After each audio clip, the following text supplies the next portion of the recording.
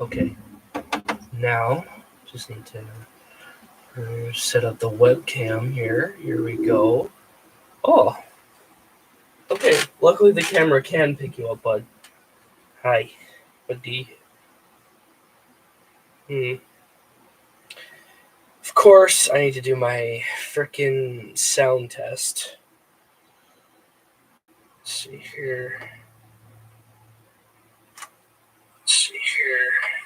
Yep, looks like we're working just fine here. Let's see here. Yep, looks like. All right. There we go.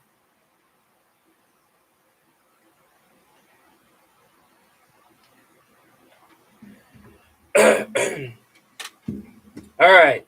So, how's it going, everybody? Welcome back to day four. I apologize in advance, guys. I don't know if I am actually getting sick because I thought I was gonna lose my voice this morning. I had a lot of cough attacks this morning. I was surprised I made it to work today. But we must keep these going on, guys. So this is the second to last stream. So I know tonight is the premiere of Superman, but still, got to keep those wallets closed, boys and girls. Like, boycott the new DCU and hashtag restore the Snyderverse. So of course I've been watching these movies, one movie a day, right? Um, I mean, really, it's just about the DCEU in general too. Besides Superman, right? Like, from start to finish, right? You have Man of Steel, and then Aquaman and the Lost Kingdom, right? And if my memory serves me correctly, I thought Aquaman 2, in my honest opinion, I thought it was a better sequel than the first Aquaman. I don't know.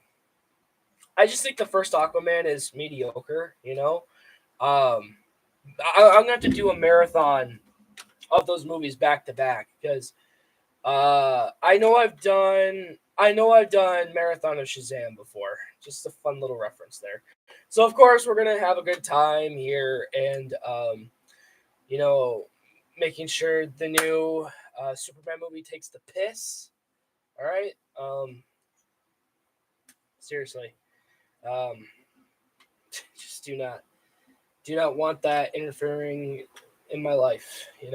And to any future girlfriends out there, I just want to point this out, ladies. If you're into that franchise, that's fine. Just don't force me to watch it because, oh my gosh, can you imagine a girlfriend like that? Like, oh, if you don't watch this movie with me, we're gonna break up. Like, fine, worth it, right? Like, I'm not gonna watch it. Like, I, I have dignity.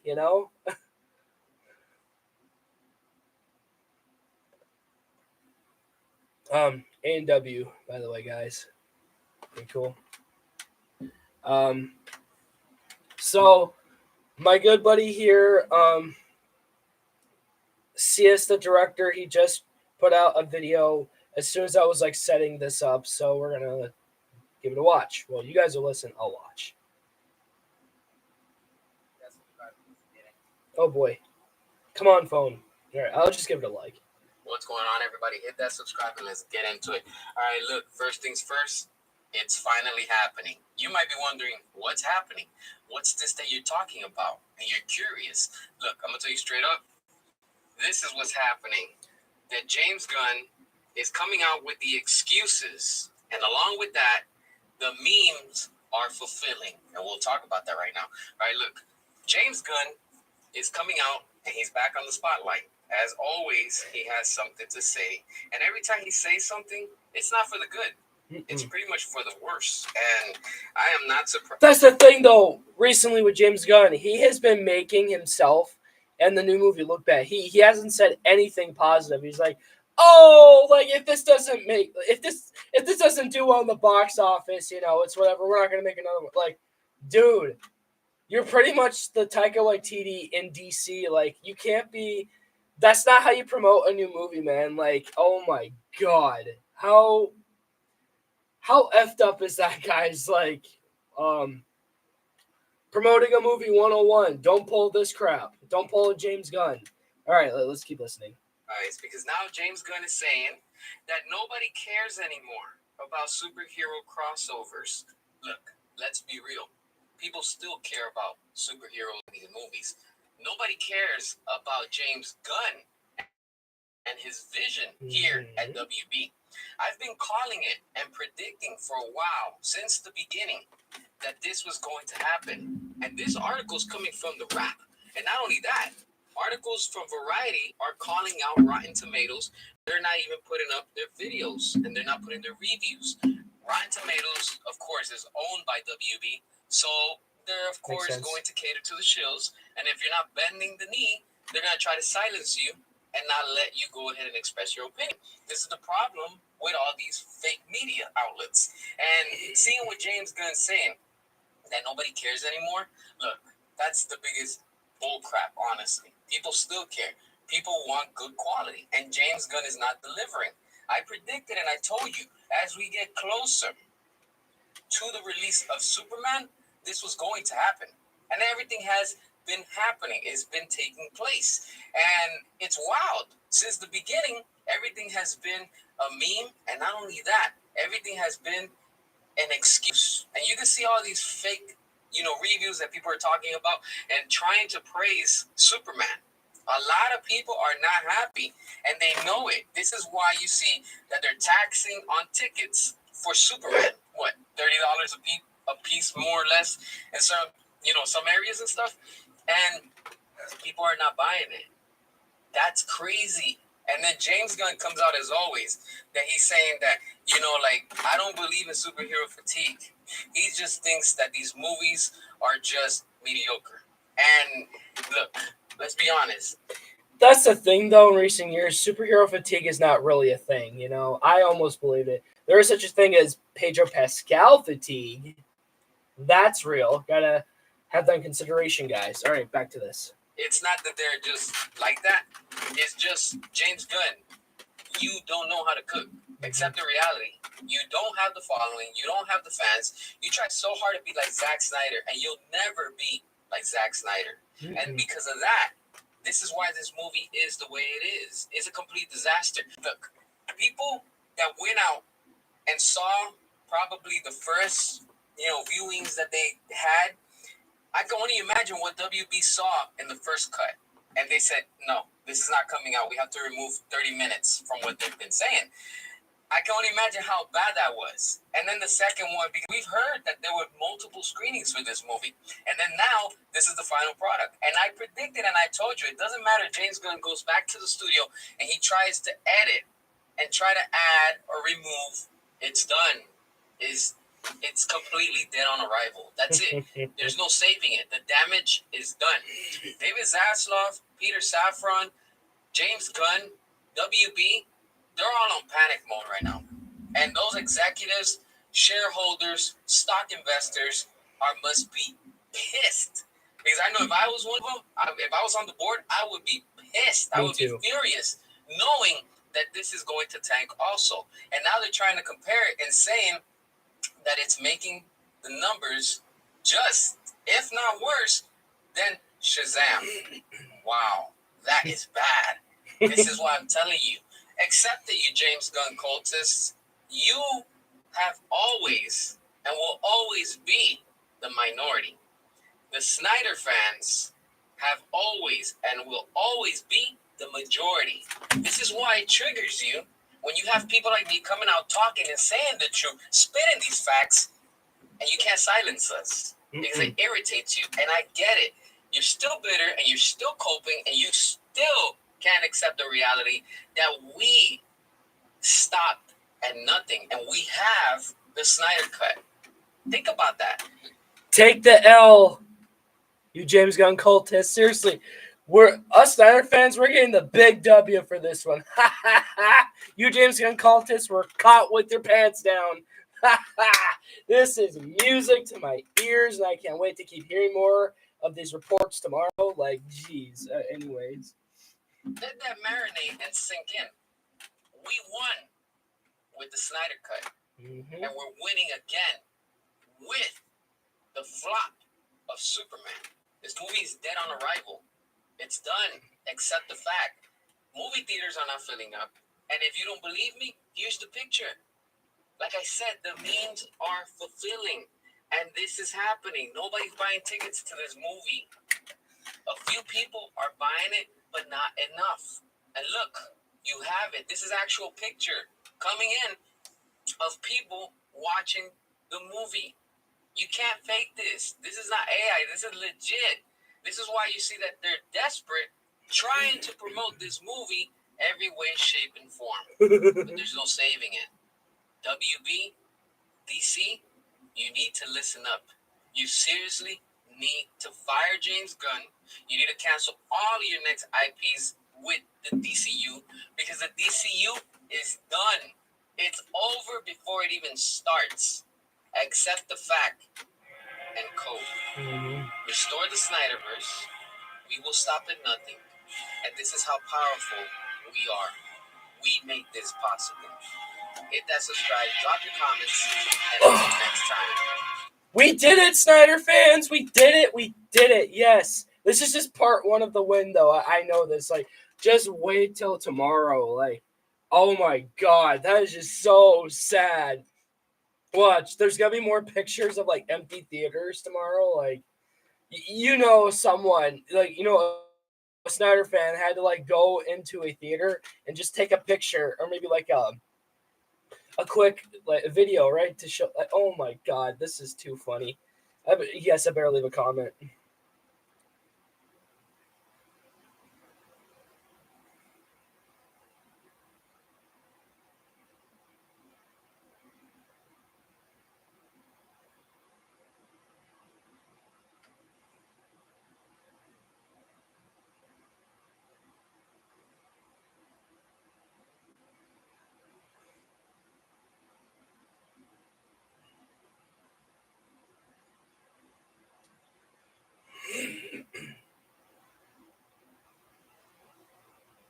Nice. CS, if you're watching, bro, I feel like we should do another stream together talking about, like, maybe after the weekend happens, like, we could talk about, like, post movie, right? Like, seriously, us normal people, we have better things to do, right? Like, go watch Jurassic World Rebirth, the new Fantastic Four, right? Like, spend your money on that. Oh, like I said, this is music to my ears.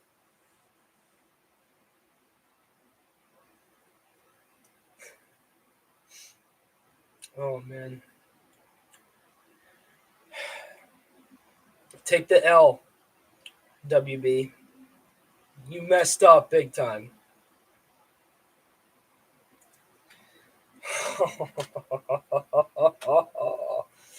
Oh man, this is great. This is great.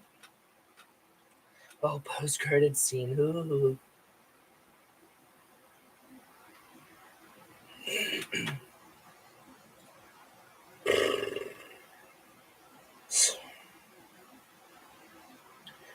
I'm sorry, Batman wearing trunks in the modern era? No. Mm-mm. Like, Christian Bale, Ben Affleck, and, well, Arnett, including him, and Robert Pattinson have proved that Batman does not need trunks anymore, okay? You can still do, like, the blue and gray themed costume, but just with Batman, he's such a serious character. Like, yeah, you can't mess up Batman. Um, oh boy, what does he say about Fantastic Four? Because again, remember, guys, Comic Book Cast is also going to be a big contributor to this. So, oh boy, James Gunn comments on Fantastic Four versus Superman. Seriously, Fantastic Four needs to crush Superman. So here we go. The director of Superman, aka James Gunn, and also the head of DC Studios, was recently asked about how does he feel about Superman versus Fantastic Four. And, well, his reply was, the MCU once and for all. This is going to be... He wants you to know that Superman is going to be better than has ever made, including the films that he made. And that's exactly what lying grifters are selling, because he said none of that. Absolutely none of it.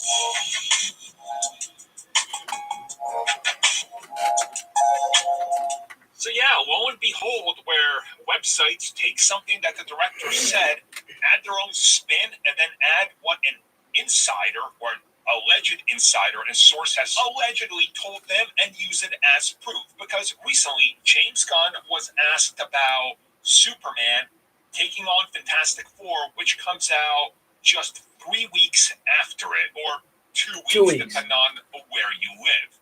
And this is what James Gunn said when asked about it. They come out 2 weeks after us. There's room for both of us. I love my friends in Marvel. You can find whatever discussion you want to find online. I'd focus on all the positivity around the films instead of getting sucked up in online fan wars. End quote. So lo and behold, my surprise where people took old comments that he made about DC and Marvel and twisted them in such a way on websites that makes it seem like he's out for bloodbath and that he hates Marvel. But they didn't cite that it's old quotes. Grifters gotta grift, guys. Grifters got to grift. He's saying nothing wrong. He's telling you the truth. Fantastic Four and Superman could not be any more different. They're completely different films, different characters, different ideas, different aesthetics. Everything about these films is 100% different. Hi, brother. What's up? I'm live. Oh, you're live? Yeah, and we saw you biking out there. You did? Yeah. Yeah, So you just got back? I just got back. Okay. Where'd my buddy go? Wait, is he behind me? Oh, hi, bud. You're underneath. Okay. All right, sorry, I'll let you do your thing now. Okay. Thank you. That was bro. All right. Back to this, guys. Why can't we have both? Why can't we have both? Why are both of them being pit against one another? You know? Why? Like, nobody goes out there and says, man, look at these 2 space movies coming out in the same month. Let's put them against each other. Normal people make Barbenheimer a thing, or whatever other thing comes out the same day, or in the same week, or so close to one another. Only the biggest, dumbest dudes on this planet who are trying to stir up cliques and warfare are doing this type of stuff. Is it okay to ask, hey, which one do you think is going to be better and make more money at the box office? Yeah, that's great. That's a point of discussion. Hey, which film do you think is going to have better characters or a plot? That's cool. But what's the point of always trying to pit the 2 against each other like one has to kill the other and wipe it off the planet and its existence can't ever be mentioned again? What, is this a holdover from the Snyderverse? It has to be, right? I remember back in the day when you would have films coming out like Iron Man and The Incredible Hulk and The Dark Knight in the same year. I don't remember it being like this. And I was there in the weeds, right there on the forums, talking with everybody, you know? It was normal conversations. Literally normal conversations. I remember back in the MySpace days. Yeah, let me take you back there. The DC and Marvel fan group. Hey, what's coming out this summer? Well, there's Superman Returns and X-Men The Last Stand and 300, and there's a couple more things. You know, it obviously wasn't as big as it is now. And fans were just like, yeah, which one do you think is going to make more money? Which one do you think is going to be better? Hey, this one had Bryan Singer, but now he's doing this. Do you think Ratner can do this? There was a couple toxic dudes that were fanboys, but we just wanted all to succeed so we could get as much content as we do today. Now we have all the content we want, and people are complaining it's too much and trying to kill off the other because, bad. Man, people are dumb these days. Thank you for checking out that video, and thank you for your continued support. Feel free to like. So they go. Okay, this one is on Man of Steel 2 and Green Lantern. Okay, So we know that a Man of Steel 2 was in development after the first film, and of course, work started on a Green Lantern reboot that was put in motion by WB. But this is really the first time where we're... If you guys didn't know, Ryan Reynolds' Green Lantern was originally supposed to start the DCEU. That was back in 2011, by the way. Like, how crazy would that have been? Like, and even Zack Snyder was considering asking Ryan to come back to play Green Lantern. It could have been like a very different role. Like, I still love that movie though. Like, Green Lantern is like my all-time favorite DC movie, and I'm happy that some people are just like looking back and like, hey, you know what? This is a pretty good film. Like, see, look what you guys were missing on. Like, oh man. And unfortunately, we're never gonna get something like that again, especially like with Ryan Reynolds, because he's Deadpool, right? Anyways, back to the video. Hearing anything more in regards to what these projects would have been or could have been outside of, hey, they're happening up until they weren't. So let's get into that.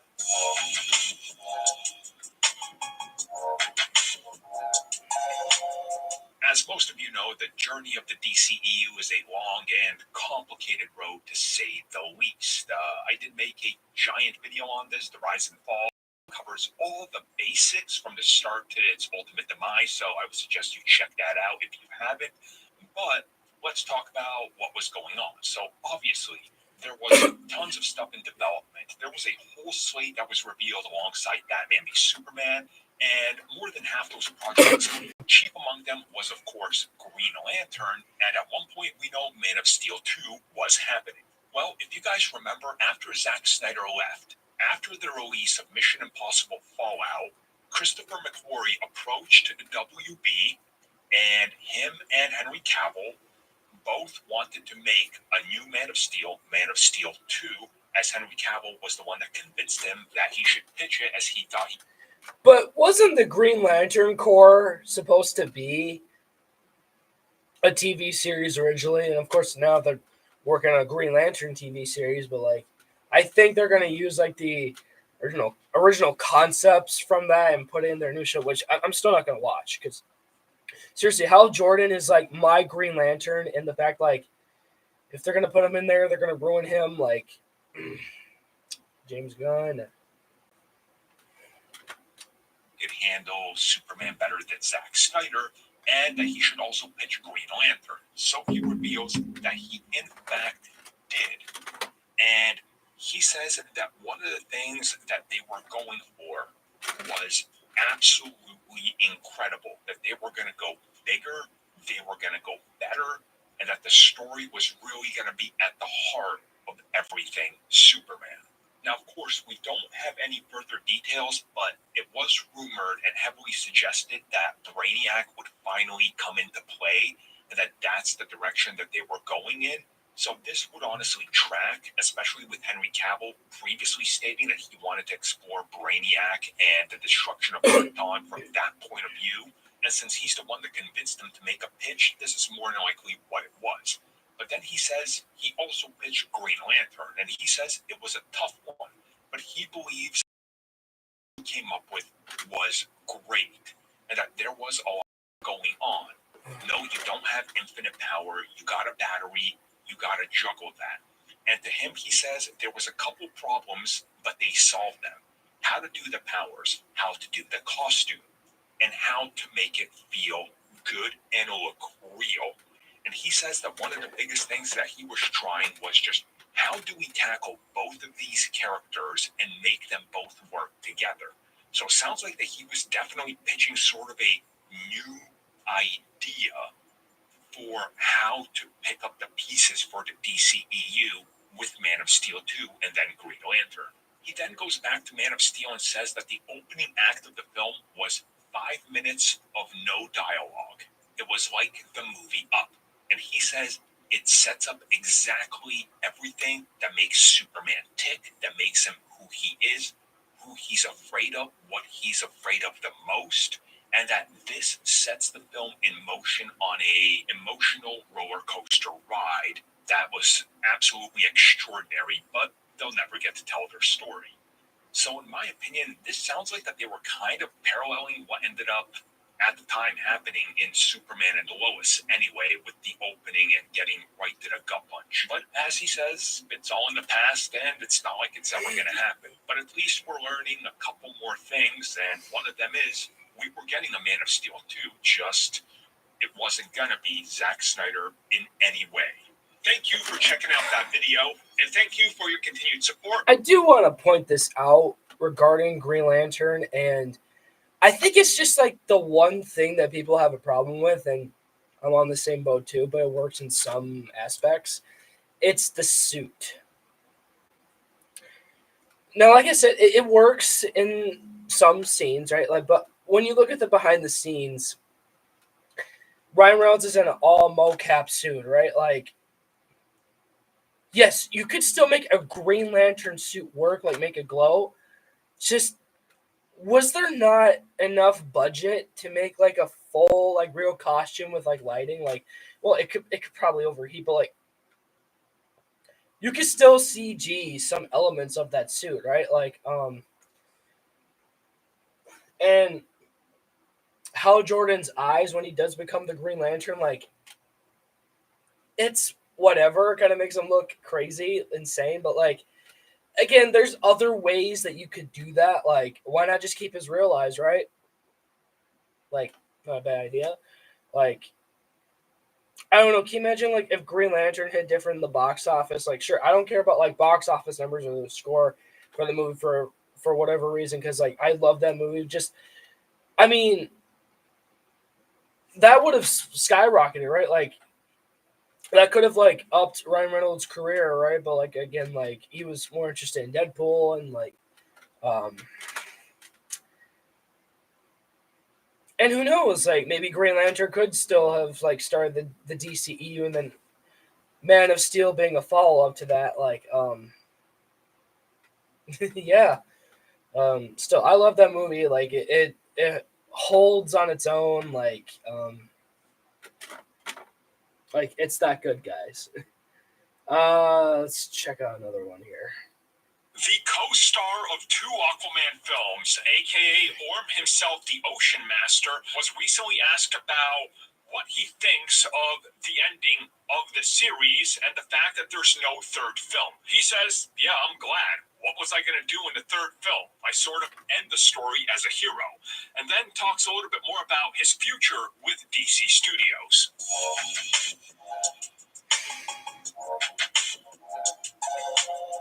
Actor Patrick Wilson, who of course played Ocean Master, aka Orm, in Aquaman and Aquaman 2, has revealed that, yeah, he's rather happy that they're not doing a Aquaman 3 and calling him back, because he said originally it looked like he was just going to do one, and that was Orm's sort of, mission. Be the first villain and then move on. But when the second film changed direction, they brought his character back. And then he says his character, if you watch the sequel, becomes a hero by the end. So what exactly would you do with a film that needs the character back? And also, if he's a hero, then why is he just joining another hero's film, right? It's kind of like, yeah, I get what he's saying. It's kind of like a pointless direction for Ocean Master. He's a villain. Once you brought him over onto the heroic side of things, especially in the context of a film, why do you need to keep bringing him back? So he said he was glad that there was no third film and that he's glad to move on from that franchise. Again, like, if you wanted to, with Ocean Master, you could have either, like, killed him off in the first one or just kill him off in the last one, like, have him die as a hero, And of course, that post-credit scene was just a big disrespect to us in the DCEU community. Like, they couldn't have at least done a tribute to the DCEU. Like, come on. Oh, what? Come on. Somebody who doesn't want to be stuck in sequels. Now, yes, he did bring up the fact of The Conjuring and all those others, but again, it's the story that to him didn't make sense for a third Aquaman film to bring back Orm. And then when asked about potentially returning to the DC universe, and this came from Variety, He says he's not really sure. Like, yeah, he's seen that Jason Momoa is Lobo, and that's cool. And he says, but for him, there's just been nothing. That conversation has not happened. And he says if he was asked to come back for something in the DC universe, it's all down to who's directing it, what's the story, and what character. And again, the whole thing with him joining the Aquaman franchise makes sense because of his friendship and connection and multiple jobs he's done with James Wan. So that all tracks. So I get what he's saying, and honestly, yeah, if they can find a good role for him, I think he could make a great, villain or maybe even another hero in the DC universe. There's plenty of characters he could play. Oh, you know what? I'm gonna throw this out there. I think Patrick Wilson could make a good Bruce Wayne Batman. You don't see it coming, but that's why. Thank you for checking out that video, and thank you for your continued support. No. That could never work. Oh my. But people are just crazy, Like, what is going on?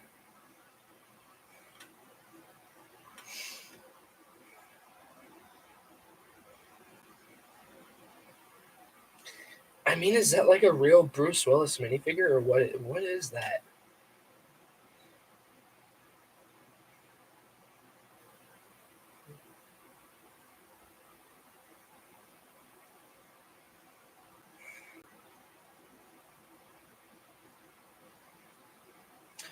Is this Chica? Oh, Chica Beta. Jump scares.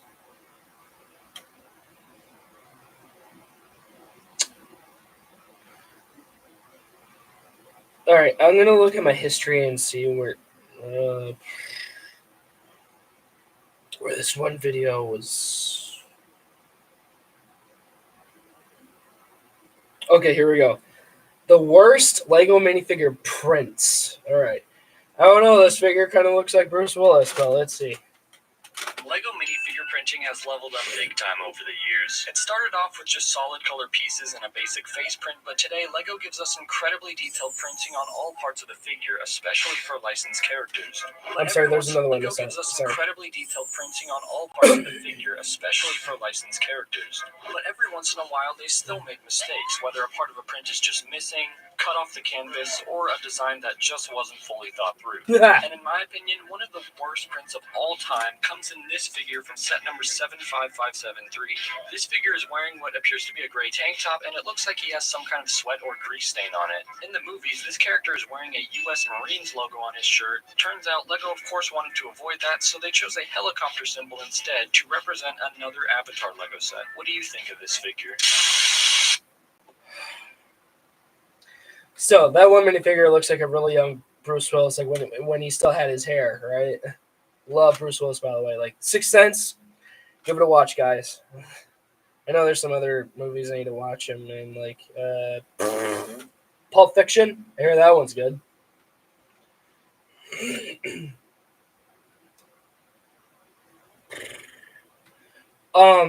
So apparently, day 2 of my stream, apparently it's only 8 minutes long. Like, YouTube, what did you do to that stream? I get it. I had some internet connection issues that day, but like, what? Oh, what was that showing? Oh, okay.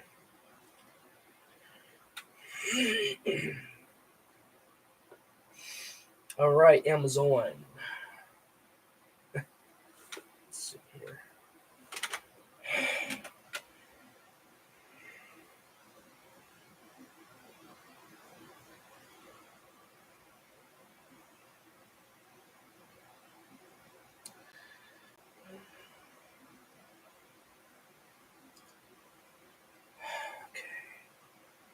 No, that app and this one, they always trick me because they kind of look the same.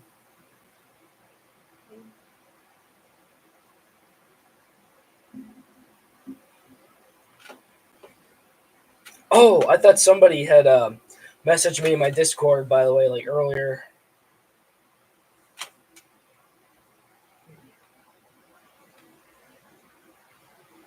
Ooh. Can I like this one?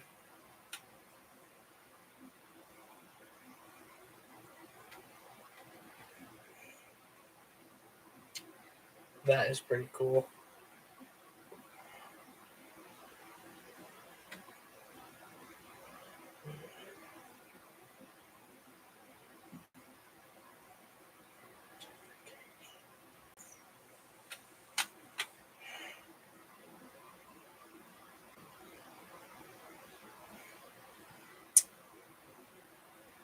What? How is he back on Instagram? What?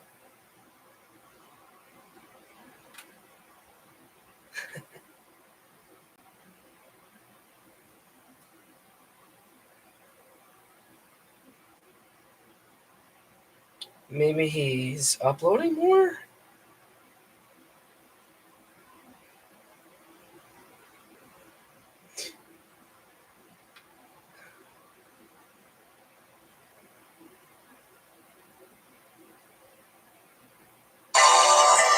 Oh,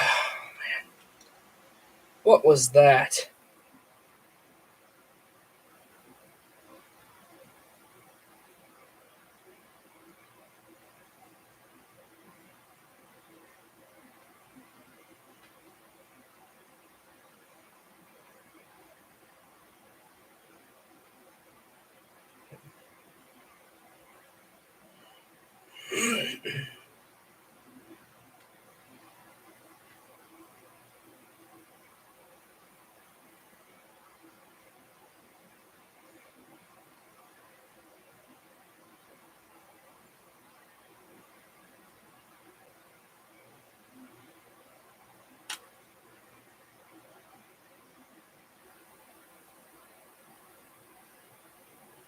Hmm.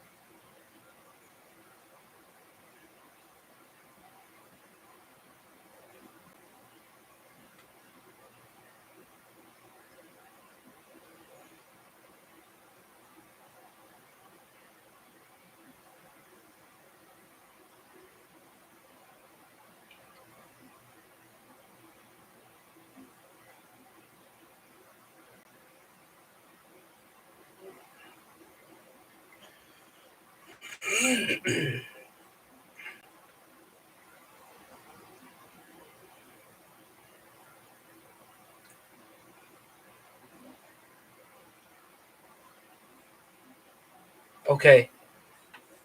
Daredevil Born Again Season 2 has officially wrapped filming. All right, guys. That means we have less than a year away for Season 2. And the fact, like, I loved hearing when Marvel said, Daredevil, we're going to get more Daredevil every year now. Like, man, this is like Daredevil on a whole new level. Like, we technically had that in the old Netflix days. Sure. Season 1, 2015. Season 2, 2016. Defenders counts 2017. And then Season 3, 2018. And of course, the character didn't return until like 3 years later, right? Kristen Ritter looks good. Like, I can't wait for Jessica Jones to come back.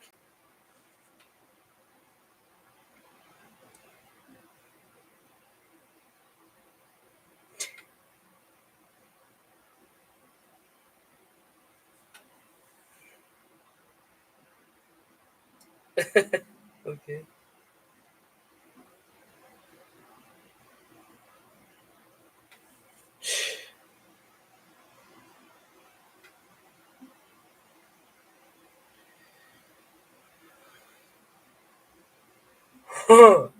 Okay. This is a crow meme. It's a nice car you have there. It'd be a shame if somebody crap on it.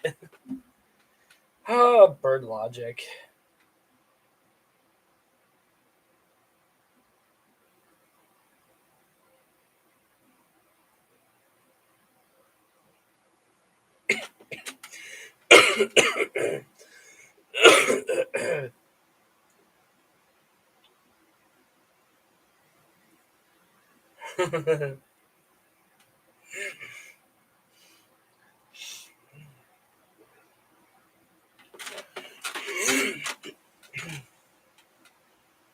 Oh man, yeah. Today has just been a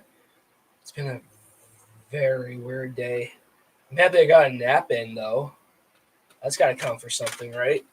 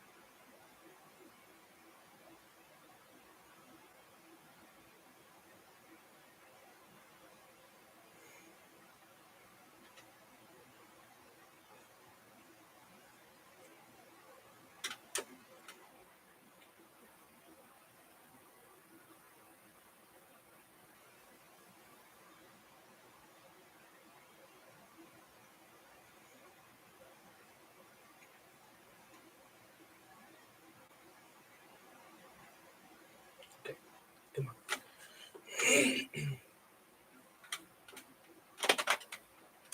Well, what are some other videos we could listen to?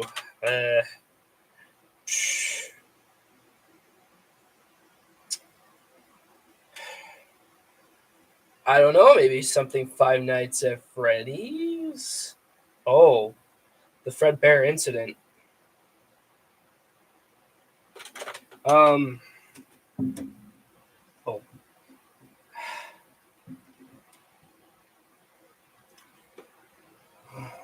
Okay. Here we go.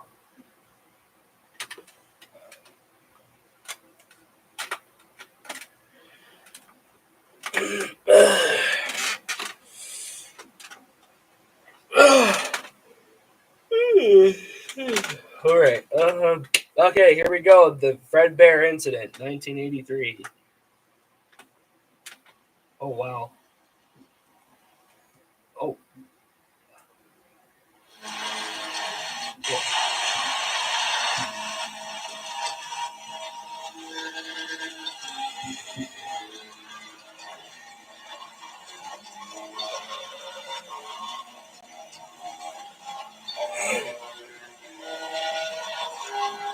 I mean, obviously it's the bite of '83, right? Like you gotta show that. Oh man, look at that jaw.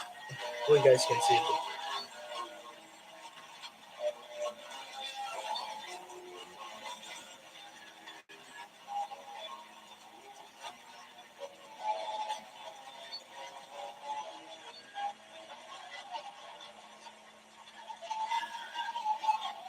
Whoa, whoa, whoa, whoa! I know you guys can't see, but like, whoa, where did that come from? Did he just barf him out?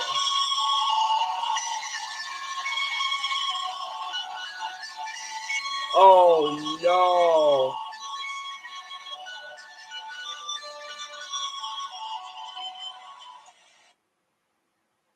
Wow! What?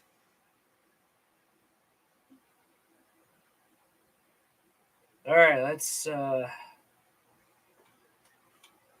Okay, I need to take my hat off. I'm getting kind of a headache.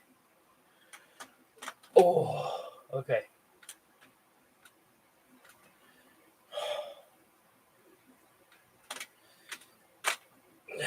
Okay. What are we doing? What are we doing?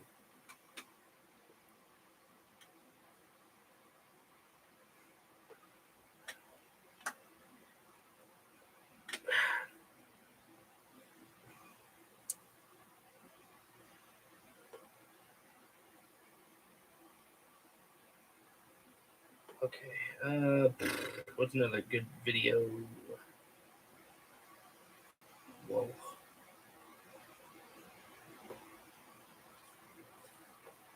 Every Springlock Baylor FNAF compilation. Not to watch that on my own time.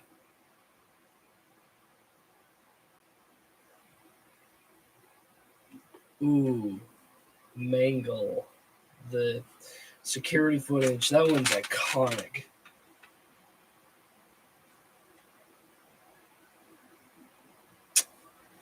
The crushing blow.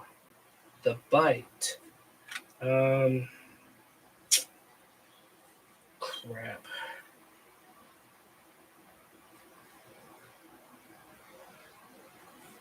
Tunnel vision. That one is terrifying.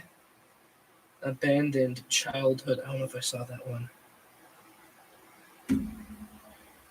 Oh man, Springwood failure. The history of fake FNAF characters. What? Home invasion. I feel like I've seen that one before, but like on a different YouTuber's channel when they were reacting to. Oh, I don't want to watch. No, I don't want to see. Whoa.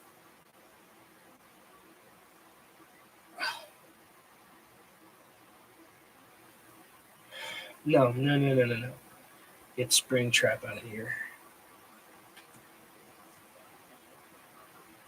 Wait, Michael. Wait. No, I've seen that one. Michael Afton meeting Springtrap. I've seen that one.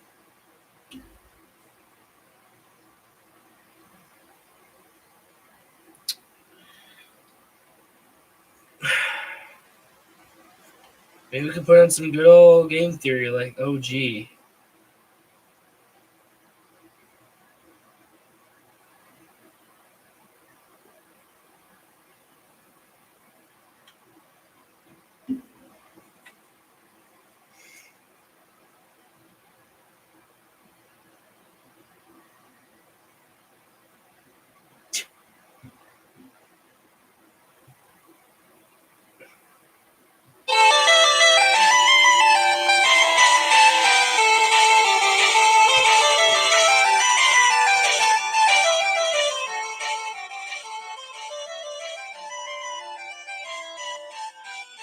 Hello, Internet.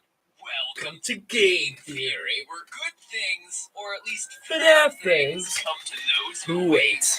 Man, when it comes to this game series, no one was waiting for anything. I mean, the second game came out 3 months after the first. The trailer for the third was 2 months later, and like 4 minutes after that, the game was available to download. So forgive me if I was caught with my pants down on that one. I just wasn't prepared for it. But even more impressive than that abbreviated timeline was your ability to rip that final game apart. Hours after the release of the game, people were discussing good versus bad endings, 8-bit Atari cake, glitching through walls, and punching a flipping code into cement bricks arranged like a telephone dial pad. In regards to that last one, I have 2 things to say. First off, well done to you guys for figuring it out so quickly, and secondly, Scott, seriously. Seriously, Scott? Oh, look, here's a wall. Let me just dial in my phone number.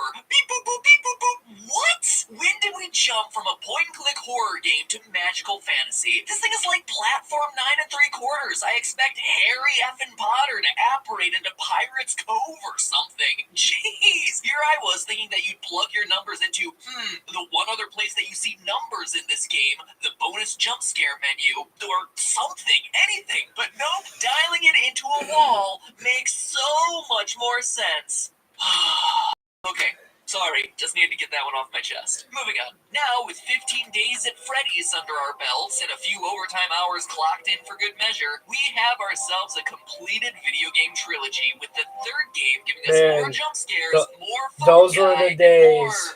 Fad. Those were the This game days. also contains the final clues we need to get some closure on this game's deviously vague story. Scotty sees make things any easier for us, but at this point I think we finally have enough puzzle pieces scattered across the 3 games to assemble a fairly accurate picture of this franchise's lore. Since you guys had a, let's just say, above average interest in this theory, I wanted to create something that answered as many questions as possible about this franchise. But beyond just the details, the question we all want an answer to is, what exactly happened in the story throughout this series? It's a pretty fundamental question to not have an answer to, and yet, despite thousands of videos, forum entries, and Tumblr posts, whoa, hey, put that away, you behave yourself. This game is already scary enough without you sticking your hook somewhere it doesn't belong, okay? Despite all those things, we still don't have a clear picture on the details. Yes, there's a child killer on the loose, the infamous purple guy, who's been using Fazbear pizzerias as his hunting ground of choice for years, but going into the 3rd game, we still weren't sure about who this guy was or even how many victims he'd officially taken. Then there are the animatronics. Sure, we generally understand that the killer's dead bodies have been stuffed into some of the suits, and that with the help of the puppet, the kids were able to find new life in those robotic bodies. But then, what about Shadow Bonnie and Shadow Freddy, who randomly appeared in FNAF 2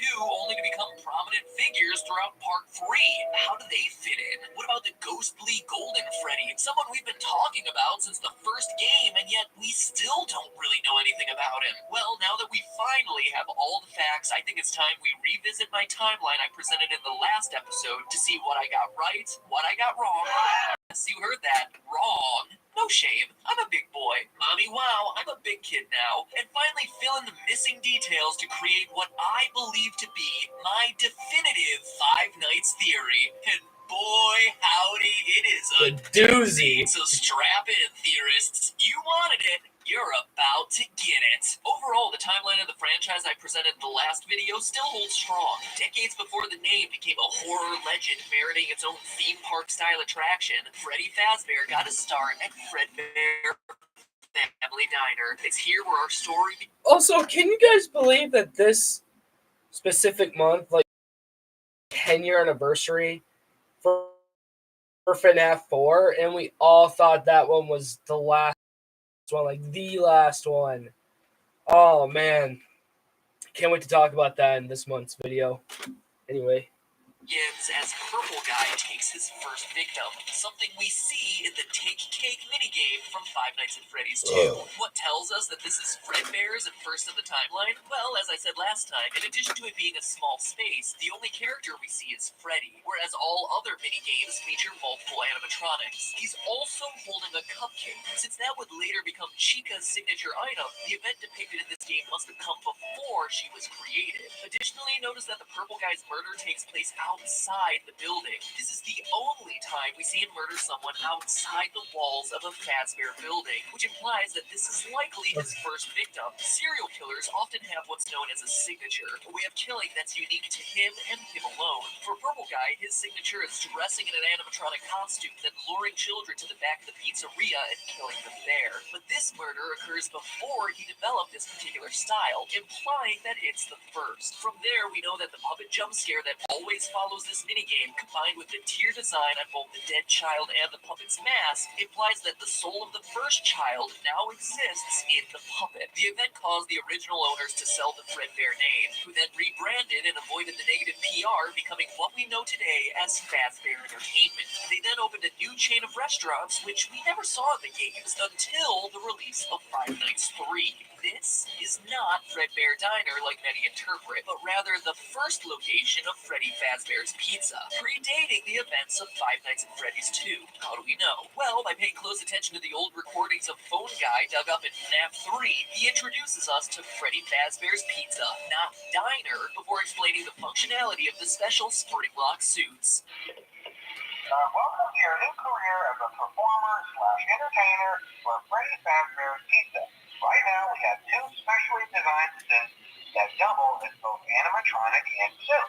He also lets us know that the animatronics are still allowed to walk around freely during the day, meaning that this is happening before the bite of 87, in which an animatronic bites someone during business hours, removing their frontal lobe and resulting in the animatronics being restricted to moving around only at night. For each of operation, the animatronics are set to turn and walk toward sound speed As Phone Guy informs us, and as we see in the Stage 01 minigame, there are two specialty suits, a Golden Bonnie suit and the origins of the infamous Golden Freddy. But the lifespan of these Springlock suits is actually short-lived as we learn about their one fatal flaw. After learning of an unfortunate incident at the sister location involving multiple and simultaneous Springlock failures, the company has deemed the suits temporarily unfit for employees. The classic suits are being retired to an appropriate location. Now, let's pause here. Two employees are killed by the failure of a Bonnie suit and a Freddy suit. Where else in the game do we see Bonnie and Freddy sharing a unique feature that no one else in the game possesses? Shadow Freddy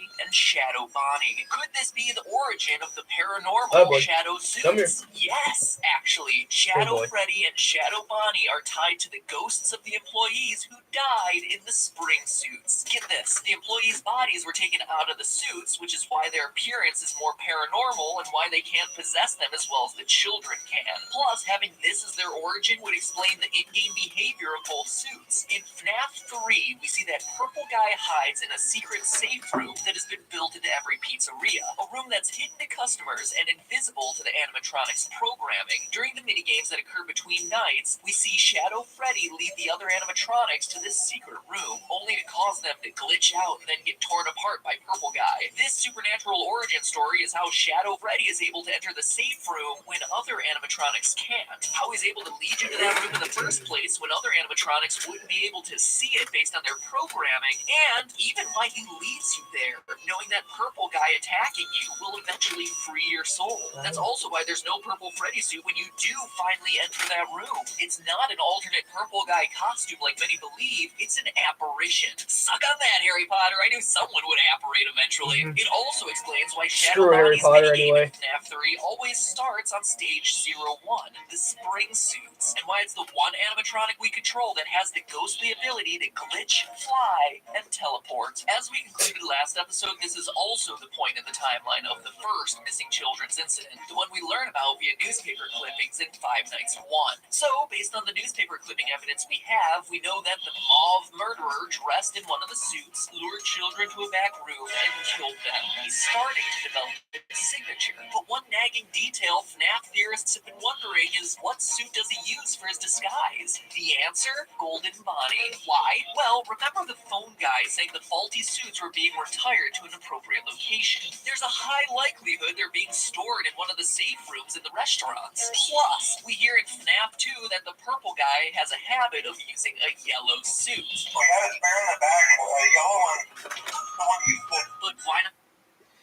I mean, what are the odds that if Scott knew that Springtrap was part of this game, but I don't know, he could have been like a secret animatronic until FNAF 3.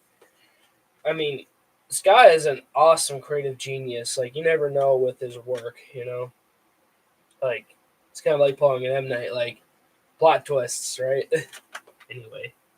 Golden Freddy, Phone Guy tells us so at the beginning of Night 5 in FNAF 3. Management has also been made aware that the Spring Bonnie animatronic has been noticeably moved. My, what an oddly specific detail to include, Scott Cawthon. And remember, these tapes that play in FNAF 3 date all the way back to the first pizzeria location, which is why this detail is so important. It reflects Purple Guy starting to develop his signature killing pattern. From there, we know the rest of the story. Purple Guy kills the kids, stuffs the bodies into the suits to hide them, but as we read the paper, is caught on camera and arrested. Meanwhile, the puppet gives life to the children, and the angry spirits possess the robots. Or is that really how it goes? Let's go back to the Give Gifts, Give Life minigame. The children are lying there dead, and the puppet first tries to give them presents. Weird, right?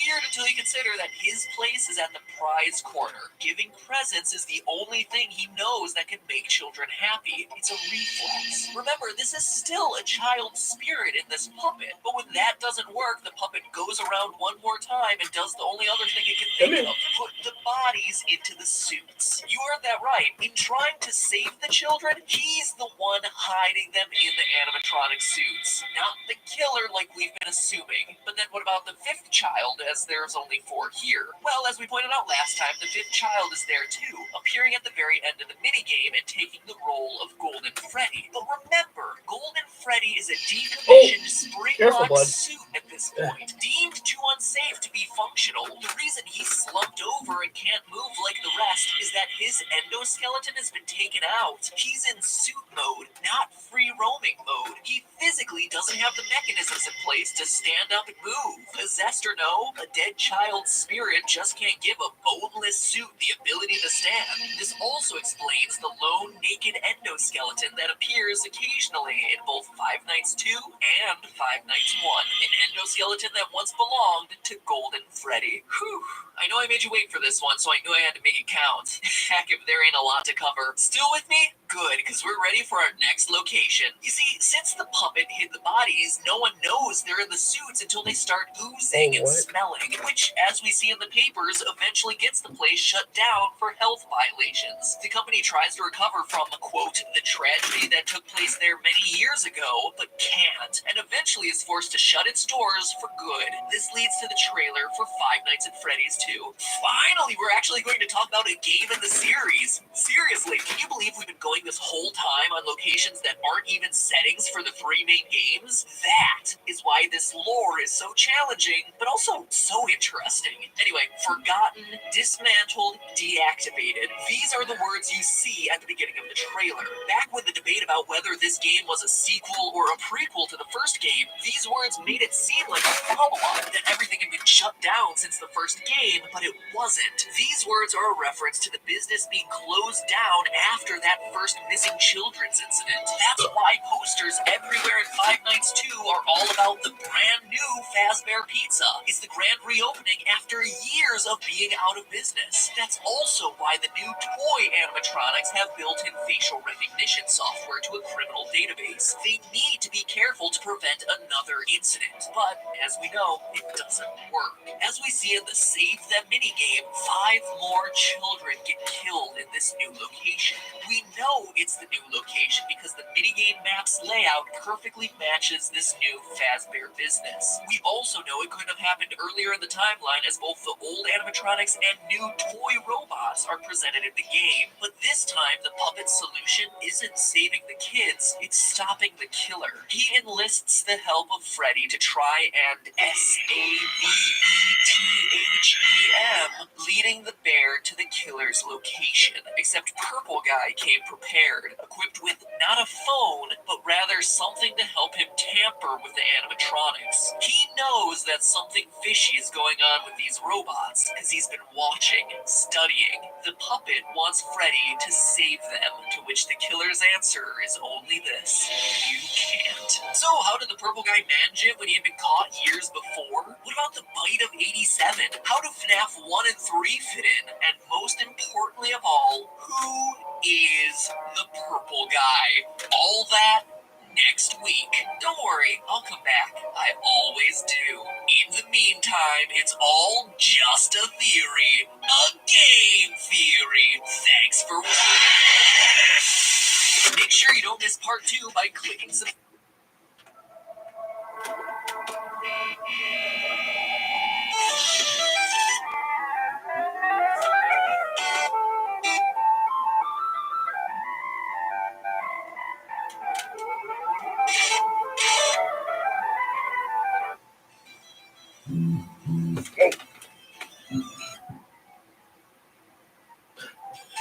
Hello, Internet!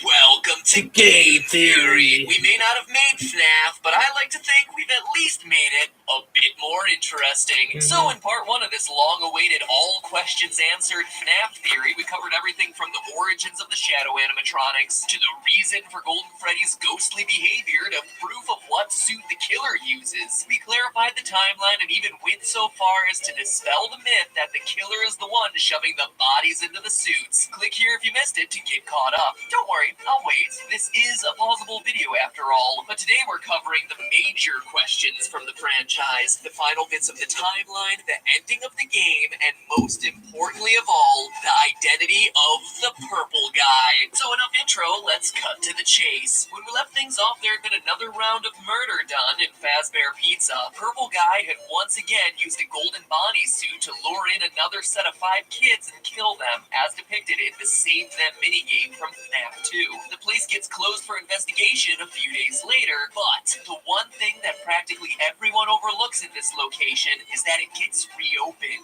In FNAF 2, the Night 1 phone call welcomes you to your new summer job at Freddy Fazbear's Pizza. Hello and welcome to your new summer job at the new and improved Freddy Fazbear's Pizza.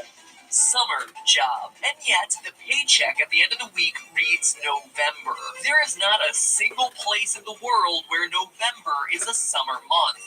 Not one. Meaning that these tapes, all these tapes, are pre-recorded. And honestly, that shouldn't be a surprise. Phone Guy's calls are recordings in every game. In FNAF 1, before Phone Guy dies, he says he's glad he recorded these messages when he did. I'm kind of glad that I recorded my messages for you. And then in FNAF 3, they find the old training tapes the Phone Guy made. First of all, it's our vintage audio training cassette. Dude, these are like prehistoric. I think they were like training tapes. In short, all of Phone Guy's messages are unstuck in time, not recorded anytime near your tenure as security guard. That includes the ones in FNAF 2 talking about children going missing. The pizzeria isn't being shut down for an investigation of some missing children the week you happen to be working there. You're listening to old tapes meant for the night security guard from months ago. Need more proof? Night 6's call references a as the last event before the building closes. But what decorations do we see put up throughout the building for the entirety of the week you're working there? Happy birthday banners. Confusing? You betcha. Game-changing? Absolutely. This means that both Jeremy and Fritz, the characters you play as throughout FNAF 2, aren't the killer purple guy at all. They were both working in November, after the yellow suit investigation and the killer getting charged. Which brings us to the other key point in the timeline, the bite of 87. Ever since we heard about this mysterious frontal lobe nibble on that first fateful night at Freddy's, we've wanted to know more about this bizarre attack. The one that ends up resulting in animatronics no longer being allowed to walk around during the day. But now, 3 games in, we do know more. We know it took place in the location of FNAF 2 based on the 1987 date on Jeremy's paycheck. And furthermore, the newspaper clipping that ends FNAF 2 gives us a clue that it's the bite which closes this version of the restaurant, not some serial killing. Quote, after being open a few short weeks, the restaurant is closing its doors, the article says, with the new animatronics being scrapped for possible malfunction. That's game designer Scott Cawthon telling us that one of the new toy animatronics bit someone during the day. Why else would the new robots be scrapped while the old ones get kept for possible reorganization? Well, outside of an obvious need to retcon why these new robots didn't appear in Five Nights 1, it's because the company considered them safer, relatively speaking. So, then who's the biter? Well, it's none other than the pile of scraps and parts, Mangle. The most obvious clue is the animatronic's unhinged jaw. The frontal lobe is the biggest part of the human brain, and the size and shape of the other toy robots' mouths just wouldn't be able to handle the size of the human head, especially when you compare it to the Mangle's narrow snout and wide open mouth. There's also Mangle's sharper teeth and potential angle of attack. As shown by its jump scare, Mangle goes for the top of the head. And who got bit? Well, there isn't enough evidence to say definitively, but your most likely candidate would be fan favorite Jeremy Fitzgerald. Jeremy passes the test, and on his paycheck at the end of the week, he's welcomed into the family, presumably getting moved to day shift. Fritz gets hired to replace him on day 7, but then promptly gets fired for tampering with the animatronics. That means he's not likely the one to get bit, and instead the person who follows him on day shift is, leaving Jeremy as the most likely frontal lobeless candidate. But regardless of whether it's Jeremy or some other customer we've never met, someone gets bit, the restaurant closes for good, and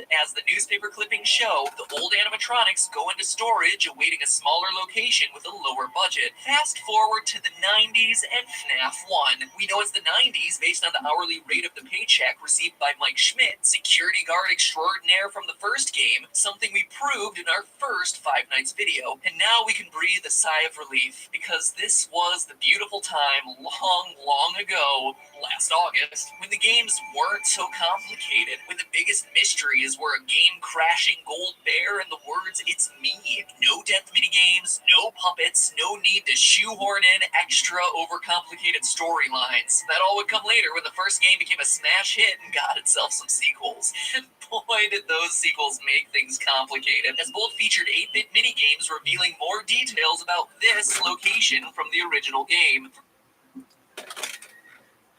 That's why I'm hoping with movie FNAF 2, they don't retcon like the game lore. Like, obviously the film universe is supposed to fix the canon from the games, you know, because I mean both games and movies, they're canon in each other. So I'm hoping that FNAF 2 will show like a lot of flashbacks to 1987. Like, that makes sense, right? Because I was afraid of this when I mean, you never know with this film. You know, they're gonna continue on with our main characters, you know, obviously with Michael, right? But like hopefully they'll show flashbacks, you know, because Scott, Jason, and Emma, you can't be retconning stuff, you know, like, especially like too much, right? Like, just keep the lore as it is, but again, you're cleaning up the lore. So, all right. First things first, we know that the purple guy kills 5 children here. We see it in the Foxy Go Go Go minigame from FNAF 2. Foxy runs past a grinning purple guy to see 5 dead bodies. Sorry, no fireworks this time, Foxy. And how do we know it's the FNAF 1 location? Well, it's the only time in the game when Foxy's stage, Pirate Cove, is located to the west of a dining area. See how he performs for the children by running to the right? That matches the map layout of the FNAF 1 pizzeria. We also know from the FNAF 3 minigames that this is where the purple guy dies inside a golden spring-lock Bonnie suit in a safe room near the back. One built so that it would never show up on camera, conveniently explaining why it never appeared in the first game. But hold on, weren't those safe rooms sealed up a long time ago? I mean, we touched on this last episode, but the old recordings of Phone Guy we listened to throughout FNAF 3 say that these rooms are being closed off, discontinued, and will never be mentioned again. Why would a location 20 years later possess a safe room unless it was the same building as the first Freddy Fazbear's Pizza location? That's why it's in such disrepair when we see it in the FNAF 3 minigames, boarded up with rats on the floor. It's been closed down for years, which also means the dead kids from the Foxy Go Go Go minigame aren't another set of new victims, because seriously, at this point, the killer would have made his way through like a short bus full of pizza-hungry children. No, those kids are the first 5 dead kids, the ones who would eventually possess Old Bonnie, Chica, Freddy Foxy, and Golden Freddy. The animatronics were possessed at this point. Don't you think Foxy would be attacking Purple Guy rather than just running past him to perform for some dead kids? This also explains the random cutscene from FNAF 2 where the puppet's looking into Freddy's eyes. You can tell by the tables in the background and the design of both Bonnie and Chica that this is the FNAF 1 location with the old animatronics on stage. But it's not a flash forward to the game's next location, but rather a flashback to the moment the puppet brought these characters, these children, to life. Okay, but that's just tying together some loose ends in the story. We're interested in how this whole thing ends, and those FNAF 3 minigames give us the conclusion we're looking for. These flashback minigames show Purple Guy dismantling the animatronics from the security of the safe room one by one, but in doing so, he's unwittingly releasing the spirits of his former victims. Freddy, Bonnie, Chica, Foxy. Golden Freddy. When their powers combine, they are able to scare Purple Guy into the Golden Bonnie spring-lock suit, which fails, crushes him pretty much to the point of death, though notice we never actually see him die, and the spirits fade away. Golden Bonnie, with Purple Guy inside, now known as Springtrap, rots away in the safe room for years until he's finally uncovered by the founders of Fazbear's Fright from the third game. With the discovery of Springtrap, this haunted house attraction, inspired by the years of misery and murder of the pizzeria chain, finally has their first real animatronic, who then haunts the player for 5 nights and a nightmare night until the place burns down due to faulty wiring. The end. Take a bow. It's finally over. Well, kinda. We're still left with one final, seemingly impossible question to answer. Who is the Purple Guy? After spending, I kid you not, full days plotting out all the details of this game franchise on whiteboards, talking it over with anyone who would stand to listen to me ramble on and on about fictional haunted robots, and just looking at it from every possible angle, all logic points to it being... Oh yeah, watch the next part. Chain finally has their first real animatronic, who then haunts the player for 5 nights and a nightmare night until the place burns down due to faulty wiring. The end. Take a bow. It's finally over. Well, kinda. We're still left with one final, seemingly impossible question to answer. Who is the Purple Guy? After spending, I kid you not, full days plotting out all the details of this game franchise on whiteboards, talking it over with anyone who would stand to listen to me ramble on and on about fictional haunted robots, and just looking at it from every possible angle, all logic points to it being... the phone guy. And no, not because I made a theory about it and refused to let it die. Honestly, I couldn't care less if that last video was wrong. At this point, I just care about the truth, and phone guy makes the most logical sense. I know your complaints, and I promise you, if you stick with me, you'll be convinced. First, there's the circumstantial evidence I presented during my FNAF 2 theory. Phone guy's admitted love of Foxy being reflected by the smiling purple guy sprite during the Foxy Go minigame. His distrust of the puppet, a creature haunted by his first victim that we see time and time again trying to bring a stop to his killing spree. His admitted role as a security guard, and even the weird phone-like object in his hand from the Save Them minigame. But there's even more evidence when we consider Five Nights 3. Consider this. He's the only person in the game who knows about the safe rooms. As we've mentioned before, all the safe rooms were sealed up back in the Springlock suit days, back in the first Freddy Fazbear's Pizza location, meaning every other employee coming afterward would have never even heard of these things. Phone Guy is the only character we meet who would have any knowledge of these rooms, and more importantly, of how they operate, how they're invisible to the cameras, and more importantly, to the animatronics. And that's just the beginning. He's also the only person who knows how to use the Springlock suits. Again, once they were decommissioned, the suits were hidden away. Regardless of whether you believe that the killer used Golden Bonnie suit the whole time, or you think he used a Golden Freddy suit, either way, we know for a fact the killer was using one of the yellow Springlock suits, and Phone Guy is the only character we know who had knowledge of A, where they were hidden, and B, how they were operated safely. Now, I know a lot of people have said that it couldn't have been Phone Guy because he knew better. He knew that they were dangerous and could kill him, so if he was indeed Purple Guy, he wouldn't just hop into a Springtrap suit like we see depicted at the ending of FNAF 3. But there's one key detail that everyone has been overlooking, and that Scott carefully included in this game. Listen. What?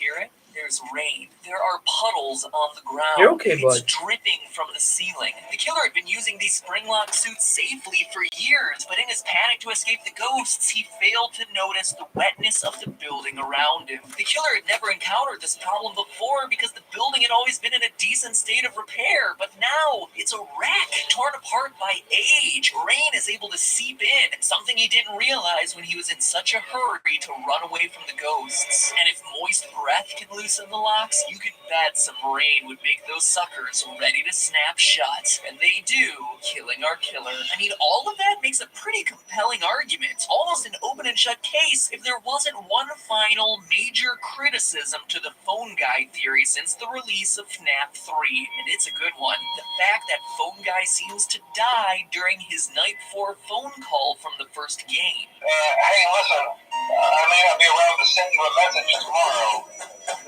It's been a bad night here for me.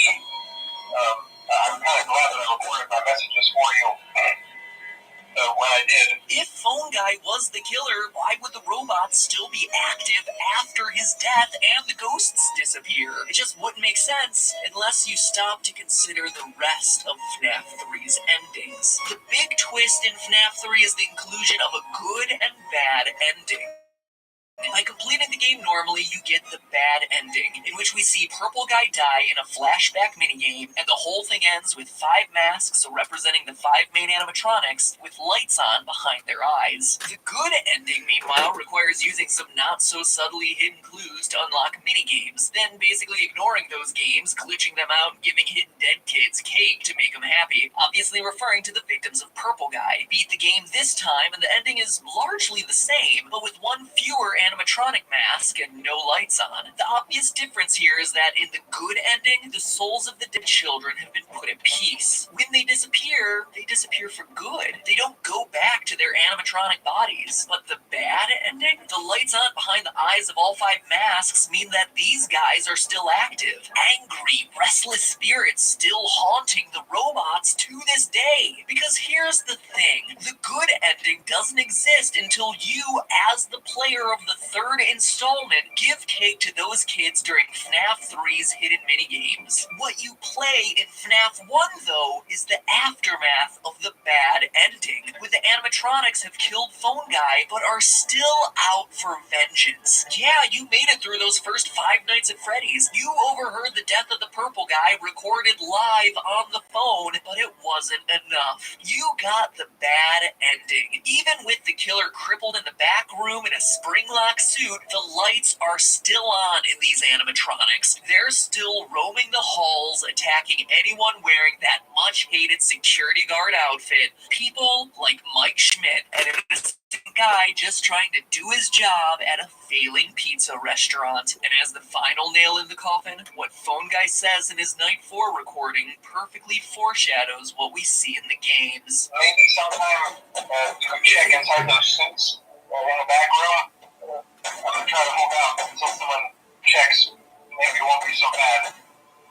I always wonder who was in all those empty heads back there. Think about what Purple Guy does. He hides in a back room, the safe room, hides in a suit, and despite getting sprung-trapped, actually does hold out until someone checks. Holds out long enough for the phone dude to find the hidden safe room, recover the animatronic, and set him free in Fazbear Fright. Exactly what the Phone Guy said he'd do in his final moments. And as Springtrap, he comes back in FNAF 3.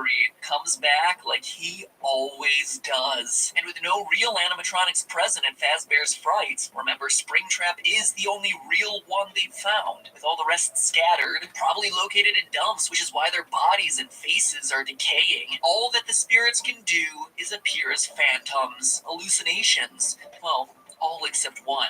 The puppet, who we see in his physical form roaming the hallways of Fazbear Fright. So real, in fact, that we see his reflection, visible in the pools of water under his feet, meaning he is there and unburnt. There's only one way to truly end this. End the murderous Purple Guy, burning the place to the ground. The puppet gave robots life, gave spirits peace, and finally gave the murderer, the Phone Guy, his long-deserved death, or at least tried to. And that is the end of the Five Nights at Freddy's story. No hat, no movie, no 4th installment. Again, those were the good days. Those are the good old FNAF days. Oh, man. Miss those days. But hey, it's up to us, the veterans of the franchise, to keep making the franchise better and better every time, you know?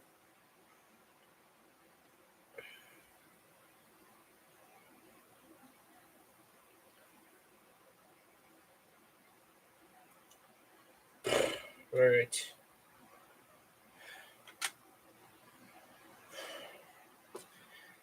Any more DC news I should know about? Um, okay. Looks like we might have some good reactions to Fantastic Four, guys.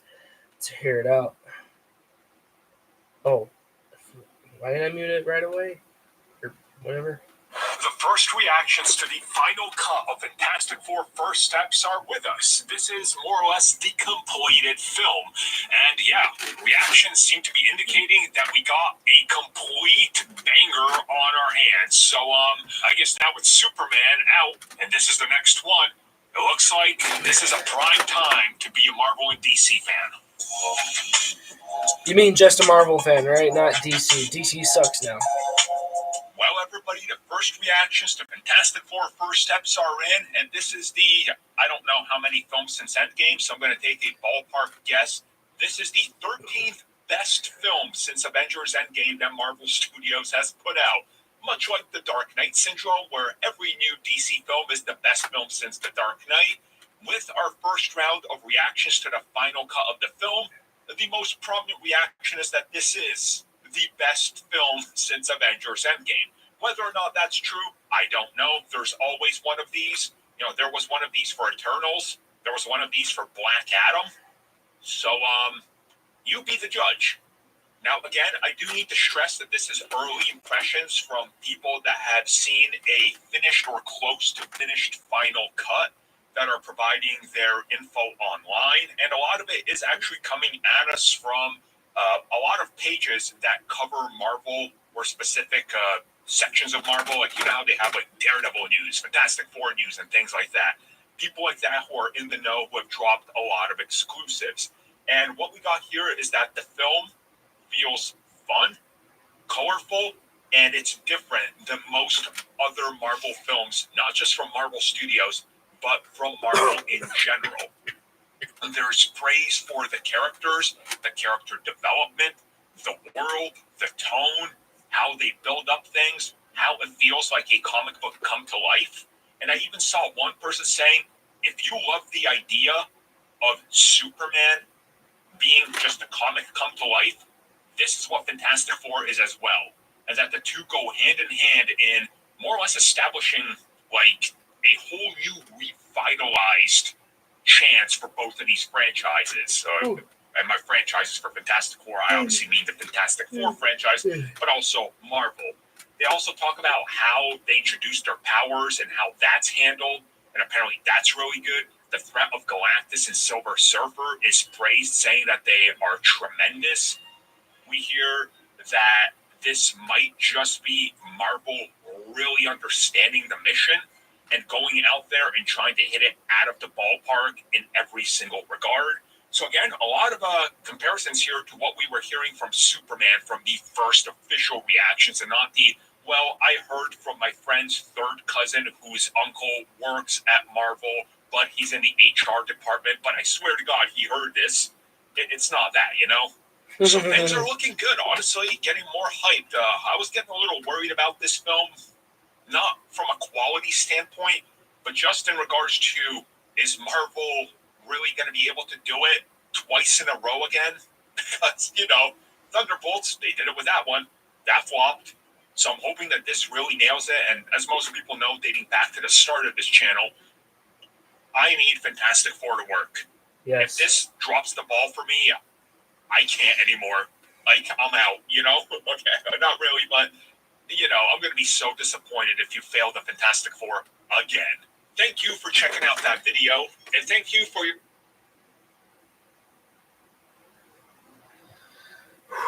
I don't know, guys. Would you like me to do something like this again in 2 weeks' time, like leading up to the Fantastic Four? Like, I I could do it. It's just by your guys' demand, right? Like, right now we just gotta get these streams out of the way. Tomorrow's like the official last day of the finale, and yeah. I originally wanted to do a full week of this, but like, Monday was perfect, so yeah, let's just keep this up, right?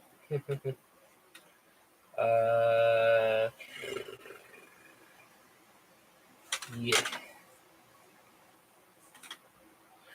I can't play any copyrighted music.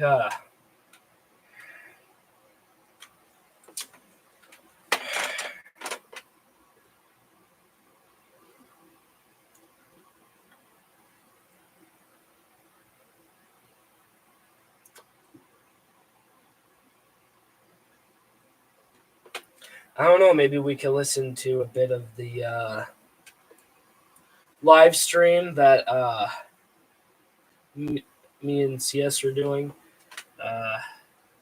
Whoa. Okay, here we go. Pause the countdown.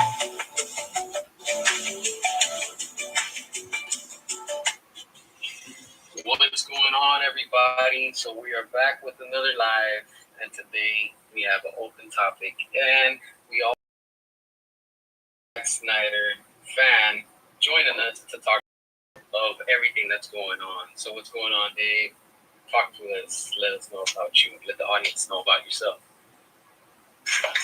What's up, everybody? Yeah, I'm Blu-rayDave, also Blu-rayDave Productions. Hopefully an up-and-coming independent film director. A little bit about me.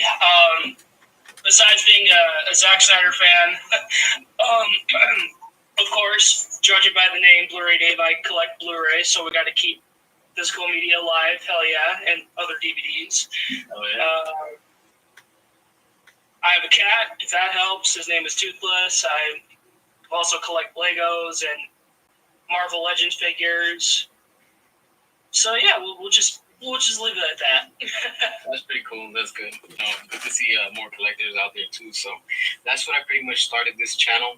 With collecting figures and time to time out those video game stuff. And here we are. Like the channel has grown and it keeps growing. And I've seen some of your work, man. I like it. Like I'll be driving, I'll listen to it and stuff like that. That's why you hear a lot of my videos with like wind in the background because it's just spare the moment. A lot of people ask me that. They're like, "Yo, why always hear like you're in a tunnel?"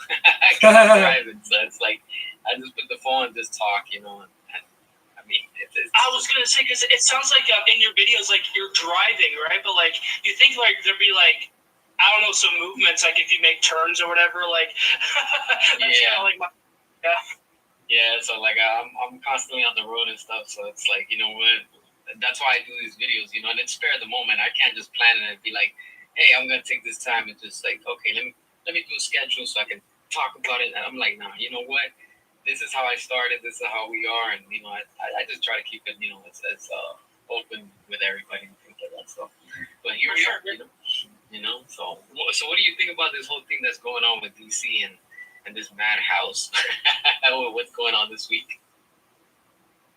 Obviously, the shows are pretty crazy. They're trying to talk down to us Snyder fans when really in reality we're just trying to give the reality to the gun cultists, right? Like we're gonna make a comeback, Like Zack Snyder's gonna come back, Hell yeah. What do you think of how everything is going with DC overall and that company right now?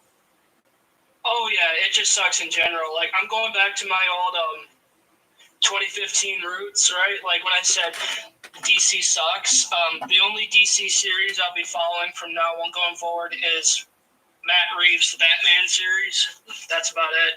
Yeah, gotcha. Oh, that's cool. You enjoying that? You liking it? Good to you. I can't get into it. I tried. It's just not my thing. It's not for everybody, but yeah. But honestly, I prefer that over when we're getting with James Gunn. It's a matter of time. It's just a matter of time before James Gunn actually, ruins that because I know he loves to give his notes. So, we know that's coming down the road. So once Superman tanks, I'm telling you, everything's gonna shift in this company so bad and fast. And we're seeing it. It's like this is wild. This is really wild, and I'm here for it. I'm enjoying my popcorn and watching this show. Me too. Yeah, that's why I'm bringing more awareness to it this week on my channel. Like today was day 2. It was a bit of a flop, but you know what? I'm gonna keep going for the next 3 days. Just 3 more days, and hopefully we'll get more believers. Yeah, for sure. People are starting to see and realize, and if you're looking at the reviews and what people are really saying about this movie, everybody's pretty much saying more or less the same. They're like, it's a woke movie. It has a lot of agendas, and it's just pretty much a mess. That's what everybody's summing it up, that it's a mess. And I mean, honestly, yeah. I'm not surprised. I can understand why people would say. I talked a little bit about it on the stream earlier. Yeah, that's gonna be that's gonna be interesting. It's really going to be interesting and stuff like that. And I can't wait to hear what the excuses are going to be, because constantly the James Gunn fans are constantly changing their excuses, and they're like, hey, it's gonna make $1 billion. Once they saw that the backlash, they changed everything. No, they started dropping the numbers. Oh, it's gonna make 900 million, 800 million, 700. They're down to 100 million. So it's like, and now they're saying that it doesn't matter if it tanks. If it flops, it's okay. That's exactly what I was predicting, that they're gonna keep lowering their standards until the release, and when it flops, they're gonna be like, it's okay. They're gonna try to justify it. And I'm like, come on, man. Yeah, that's the problem with these fans. If you will, they don't want to admit that this thing is DOA, it's flopping. Like the clearance stuff, it explains a lot. Like that's the first red flag, right? So like, come on, Chills, like it's over. You've lost. They know it. They just can't accept it. They can't accept the defeat, and they know that we didn't give up for the Snyder Cut. They're like, man, we didn't stop them, but we're gonna keep trying to do the same thing. You're not doing anything. All you're doing is just fueling us even more. That's what it does to me. It just fuels me even more. And I'm like, hey, it's gonna come back. Like, come on. What do you think? WB's not gonna sit back and be like, oh, that's it. We're gonna be done with it. Nah, they need to make money, and that's the only thing that was bringing them money, for the company. For sure. And yeah, it's so surprising me to this day, like how big that movement was. And honestly, I really wish I was a part of it, because when I was really getting into the DCU, I didn't really much care for another cut for Justice League. I'm like, oh, I'll be fine with this what Joss Whedon put out. But after that influence from the community, like, okay, yeah, I could see why this is important. Like even fans paid like for a billboard, from my understanding, right, to get it out, Yeah. right? Yeah, that was incredible, man. Honestly, like I was part of that, and man, what a freaking amazing success that we did with that and stuff like that. And seeing that, how we accomplished that, it just tells you this is exactly what we want. We're the fans, customer, and consumer. We buy the products, we consume the products, and we like the products. But when you have a company and a brand doing what WB is doing, trying to sweep us under the rug and be like, nah, we're just gonna use you when we want to. Come on, we're not a floor mat. You're not just gonna step all over us and be like, it's all good, and tables have turned. And you had so many people grow their channel off of the wave of the Snyderverse during that time, and now they've revealed who they are, and like chameleons, they've literally been brought out to light, and they've revealed their true colors, and it's sad, but this is where we are. Yeah, and I got one word for Warner Brothers, and that word is anti-humor. That's what they've been for a couple of years now. Yep, exactly. It's pretty wild. It really is. Like Warner Brothers, I know you're watching. Take a page out of Disney's book and just listen to us, the fans. Give us what we want, and you won't get more backlash, right? Yep. And they need money. Let's be real, because in the end, it's all about money. Because if you don't want to be in this business to make money, you're not going to spend money. And that's one motto in this industry, And look, I'm going to be honest with you. I'm an independent filmmaker, and you can't just be like, hey, I'm going to make a movie, or I'm going to make a product or a production or whatever, and you don't have the funds for it. it's impossible. You need cameras, you need staff, you need people, you need to buy food to feed the extras if you're not paying them. That's the number one rule, and you have to compensate them some way. Like it's very rare to get people that are actually gonna come out and do things for free. And in the case of what we saw with Zack Snyder's Justice League, I'm not sure if you know, but Ben Affleck, he did free. He came out and did those extra shots that we got with the epilogue scene, and when he did that for free.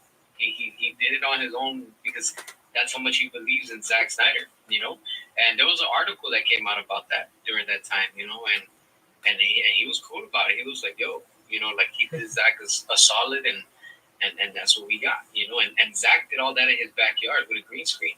With I the was phone. gonna say, yeah. There's pictures out there, so it's like it tells you, So that's pretty wild. Let's see. All right, so somebody's saying they don't know why Zack Snyder is the most disliked director. Did he do something to piss off Hollywood? Yeah.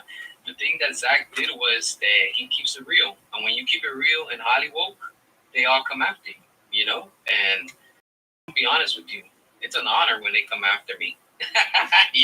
Some might be like, yo, like, what the hell? It's just, I function different, and it's like, it just motivates me. It just shows you that you're onto something. And when you're doing the right moves, they're going to try to come and silence you, and that's exactly what WB is trying to do. They've taken already one of my videos down when I had posted a clip, literally like an 8-second clip of Darkseid. And, they try to file for a copyright strike. And I was like, all right, cool. I re-uploaded it. I took away, that footage. And they just did it recently again with one of my lives because I was talking about Superman. And probably one of them didn't, product that were in their feelings. And my video just magically disappeared, and then they're saying that it's me that deleted it. I'm like, wow. What does that tell you?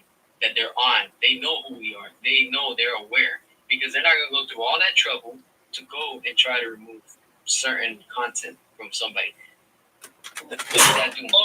That's scaring them, Yep. Yeah, that's the whole thing too. Yeah, exactly. Superman's DOA, regardless of Rotten Tomato shows. Yeah. In the end, like I said, look, honestly, we've already won. How? We won simple because everything after Zack Snyder, we've all been keeping our wallets locked since then. So that term applies to all that. Literally, we didn't go out and support all these movies, and all those movies tanked. The Flash was supposed to be, quote unquote, the end of the DCEU and opening the door to the reboot. And look at how bad that movie tanked.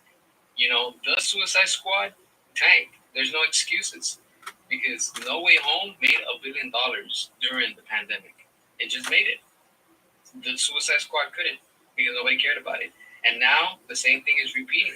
Nobody cared about the Flash because, of course, we heard and we saw before the movie came out that James Gunn handed notes to Andy Muschietti. And we were like, oh, no, we already know how this is going to end.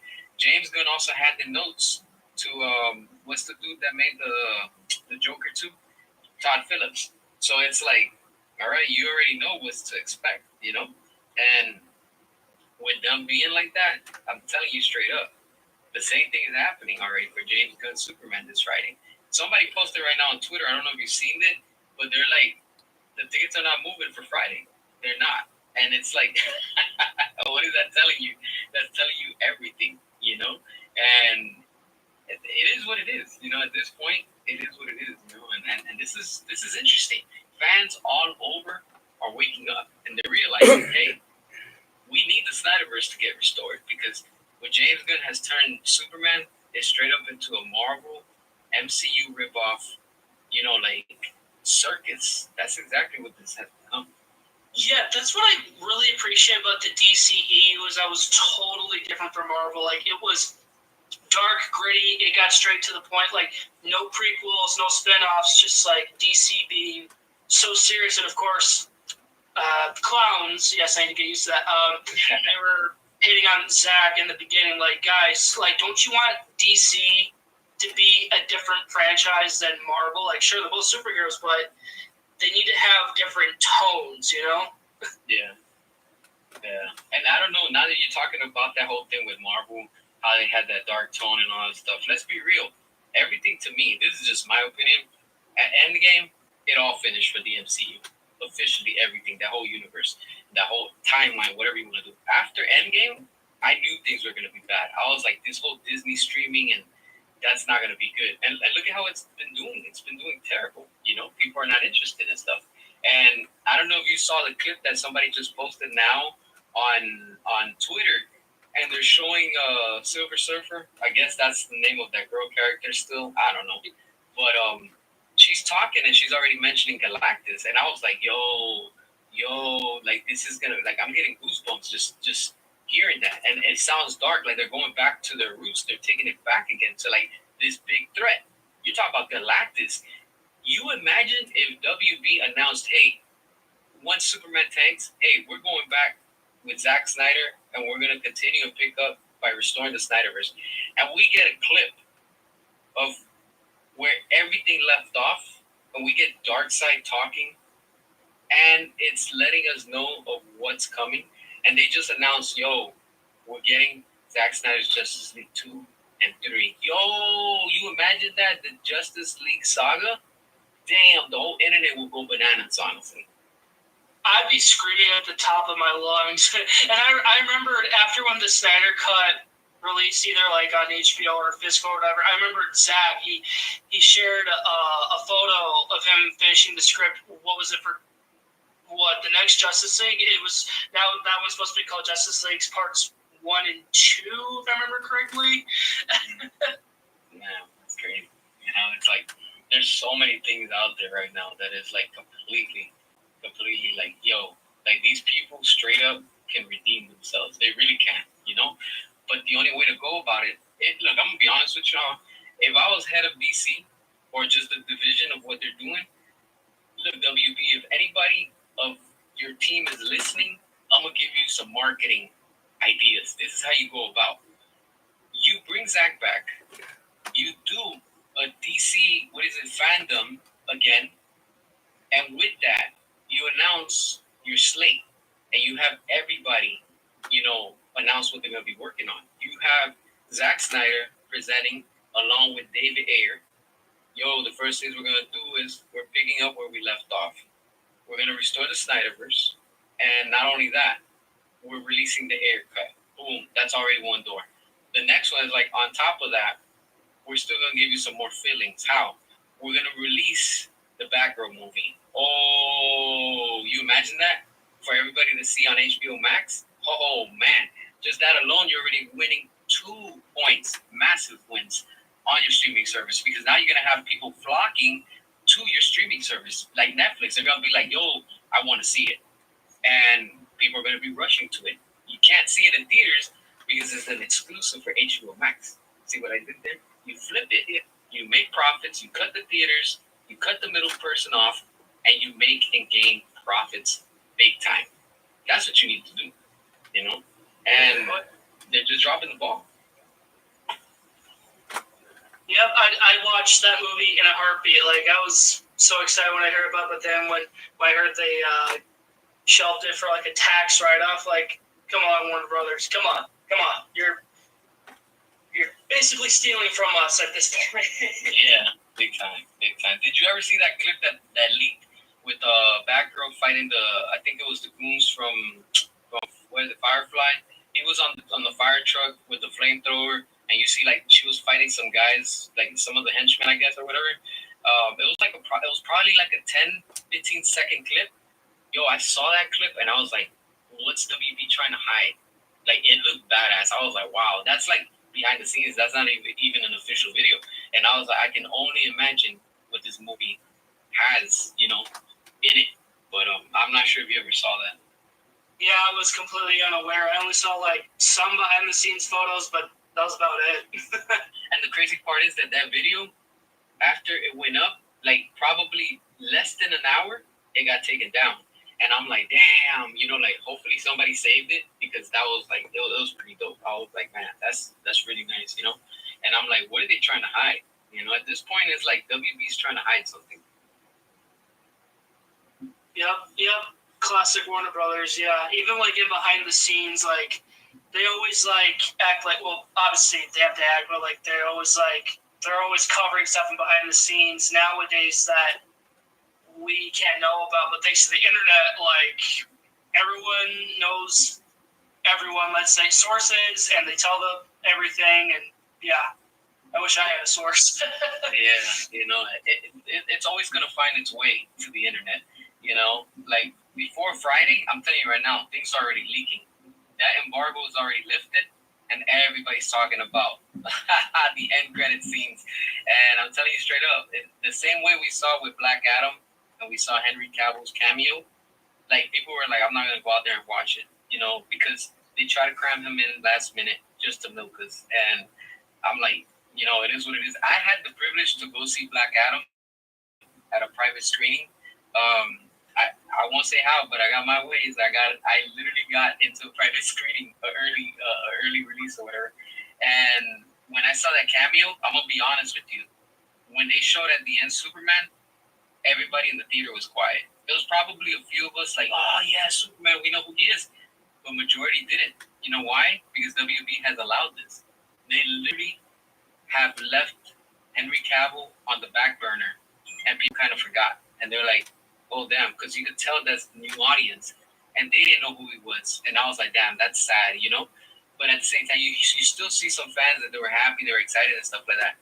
But I'm like, WB, you did this. You let this happen, Because when they were at their peak, that was their moment to capitalize and say, you know what? Screw Rotten Tomatoes, the big middle finger to them, and we're gonna keep doing what we've always been doing, keeping it dark, keeping it greedy, and keeping it brutal.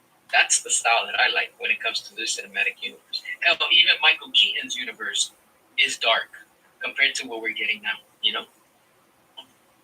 For sure, yeah. It's funny when you say like the Superman cameo. Charlie Cox had a similar experience with No Way Home because obviously not everyone has Netflix, not everyone saw the Daredevil show. So when he popped up, there were some theaters that were just quiet, and even I don't know if he said, don't take my word for it, I don't know if he said he was quote unquote embarrassed because his wife was recording his reaction and he didn't get the proper response. I remember the first time when I saw No Way Home in the theater, Susie popped in like, oh yeah, that's Daredevil. Even though I didn't watch the show as much, like, but that's Daredevil. Like, man, these funny stories about, Yeah, that's the thing. The problem with this industry, I'm gonna be honest with you, is not that, the industry itself has a problem. No, the industry has always been the same thing since day one, since the beginning of, film, if you want to say. If you go back to the days, way before my time, black and white time of filmmaking, like you could go back and see these movies. It's pretty much the same crap. They all have a hidden message. There's always an agenda, but it's not like it is today. Today is just like there's no shame. They do race swap, sex swap. They do identity politics. They do NPC. You can't say this. You can't say that because people get offended. Hell, you can't even say you like certain types of foods because you have a certain amount of people that are getting triggered by it. And that's what pisses me off. Since when did this, generation of humanity become such punks? And it's like everything is in everybody's feelings. You can't say this because you heard it this one. You can't say that because you heard it that one. I'm like, what the hell? But the thing is, when it all comes down to it, it's not that the industry is where it's at.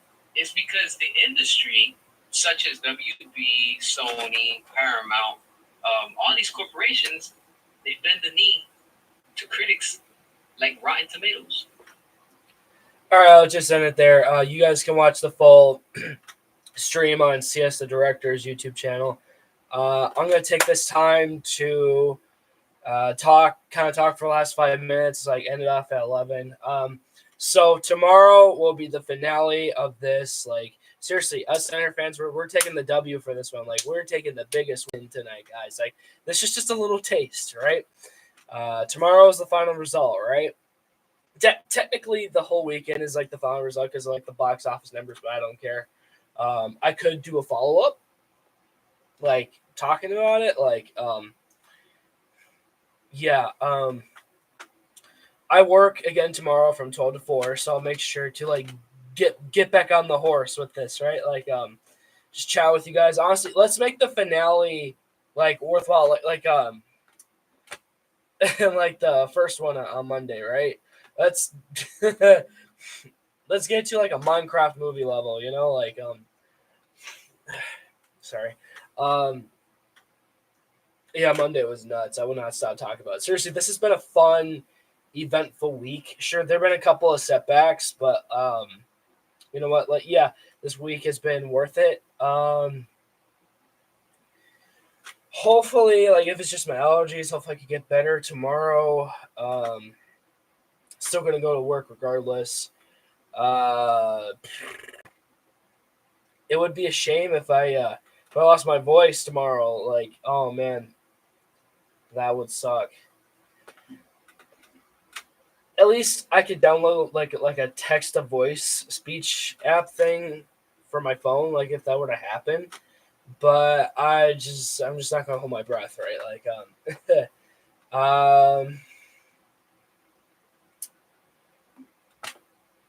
I don't know.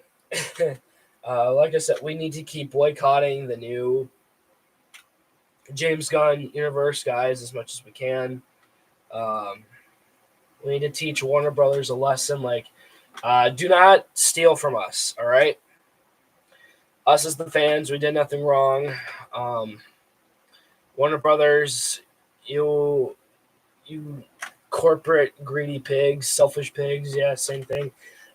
You stolen from us, and um, you could have brought in like fans to work on the DCEU for you. You know, like and yes, you can still make money off the DCEU, right? Like just like what CS said, like you're a business, you need to make money.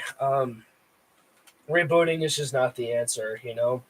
And I was always afraid of this whenever it come to like my favorite movie franchise, like how would they end it off, right? And the fact that the DCEU ended on such a poor note, like sad note, very disappointing. So yeah, I can't wait for tomorrow, guys. Like seriously, just bring a lot of people here tomorrow. I don't know if I don't know if the live stream will start 4:30 or 5 tomorrow, but just tell your friends, tell your family, tell your grandma that I'm live streaming tomorrow night, and let's make it worth it. I. mm,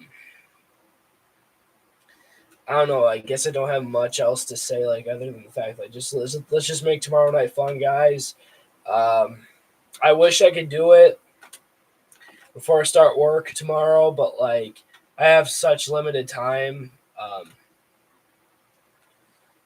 Yeah, we're just gonna have to leave it at that. So, um, thank you so much to everyone who watched. I am disappointed that you guys didn't comment, but like I said, let's make tomorrow worth it. Like I want you guys to comment down below. For the haters, I dare you to comment down below. Um, Again, you kept claiming like you were gonna be here this week, like after day one. Like, where are you guys? They're cowards. So yeah, and go follow CS the director. Definitely recommend. All right. Again, thanks so much for watching. And I'll see you guys in the next one. Thanks for bye. And hashtag restore the Snyderverse. All right. Good night, guys.